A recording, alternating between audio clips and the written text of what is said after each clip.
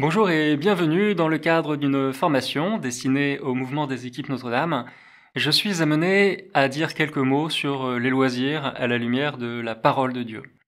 C'est un défi parce que la question des loisirs n'est pas une préoccupation des contemporains de Jésus. Il n'est pas question des loisirs dans la Bible. Les loisirs sont une réalité pourtant incontournable dans la société d'aujourd'hui. La vie professionnelle est certainement devenue plus stressante avec les incertitudes qui pèsent sur l'économie, mais elle nous laisse aussi plus de temps avec une réduction de ce temps de travail. Du coup, les loisirs occupent une place plus importante dans notre vie, et vous pouvez vous interroger à juste titre sur la façon de concilier ces loisirs avec votre vie de couple. Si les loisirs nous permettent de vivre plus sereinement notre devoir d'État, ils peuvent aussi nous éloigner de nos obligations familiales. Il est alors judicieux de couper court, c'est du bon sens. Couper court. Justement, je regardais des élagueurs l'autre jour sur la place de l'église occupés à tailler les platanes. Et ils coupaient court au sens propre du terme. Et ça n'avait rien d'un loisir, mais un vrai travail de pro. En 2 demi-journées, les platanes étaient taillées, entretenues, et sur place, les branches coupées étaient transformées en granulés pour servir de combustible.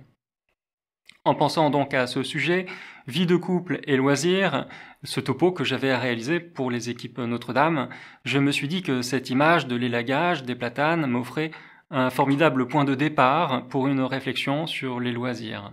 Mais vous voyez certainement où je veux en venir, n'est-ce pas? Nous allons parler de l'arbre de votre vie conjugale. Vous savez que vous devez veiller à la croissance de cet arbre, couper régulièrement les branches qui partent dans tous les sens, veiller à l'équilibre général, orienter le développement de l'arbre en fonction de votre jardin, des bâtiments à proximité. Voulez-vous qu'il produise du bois ou de l'ombre au plus fort de l'été? On peut voir les loisirs comme ces branches qui poussent à partir des branches principales de votre arbre.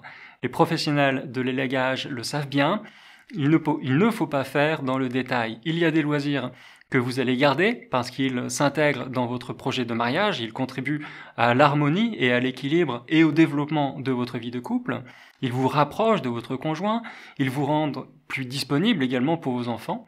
Et puis, il y a les autres loisirs qui peuvent vous orienter dans d'autres directions, parfois contraires. Ou alors vous décidez de laisser pousser ces branches dans tous les sens, mais vous prenez le risque qu'à la moindre tempête, la branche en question entraîne l'arbre dans sa chute. Croyez-en ma longue expérience des loisirs, il faut une gestion raisonnée de nos loisirs pour inscrire dans le temps le développement de notre vocation, comme le fait un élagueur pour les platanes dont il a la charge. Prenez par exemple un personnage de l'Évangile que vous connaissez bien. Comme il était de petite taille et qu'il voulait voir Jésus malgré la foule, il est monté dans un arbre. Alors ce n'était pas un platane, c'était un sycomore. La scène se déroulait à Jéricho, quelques jours avant l'entrée solennelle de Jésus à Jérusalem, et je vous relis ce passage. Entré dans la ville de Jéricho, Jésus l'a traversée. Or, il y avait un homme, du nom de Zachée. Il était le chef des collecteurs d'impôts, et c'était quelqu'un de riche. Il cherchait à voir qui était Jésus, mais il ne le pouvait pas à cause de la foule, car il était de petite taille. Il courut donc en avant et grimpa sur un sycomore pour voir Jésus qui allait passer par là. Arrivé à cet endroit, Jésus leva les yeux et lui dit « Zachée, descends vite, aujourd'hui il faut que j'aille demeurer dans ta maison. » Vite il descendit et reçut Jésus avec joie. Voyant cela, tous récriminaient. Il est allé loger chez un homme qui est un pécheur.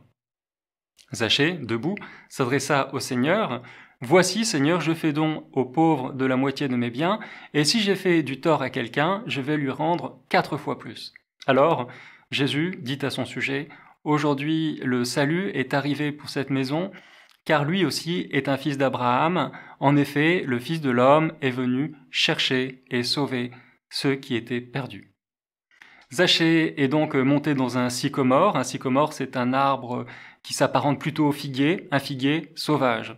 On l'appelle aussi le figuier fou parce que ses branches ont tendance à pousser à l'horizontale et dans tous les sens. C'est pour cette raison que le sycomore dans l'Antiquité a toujours été associé à la folie. Être sous le sycomore, c'était profiter d'une ombre abondante. Nathanaël, par exemple, dans l'Évangile, est surpris sous un sycomore par Jésus. Jésus le voit méditer sur la parole de Dieu et lui dit, dans un sens qui est très positif, « Je t'ai vu sous le figuier ».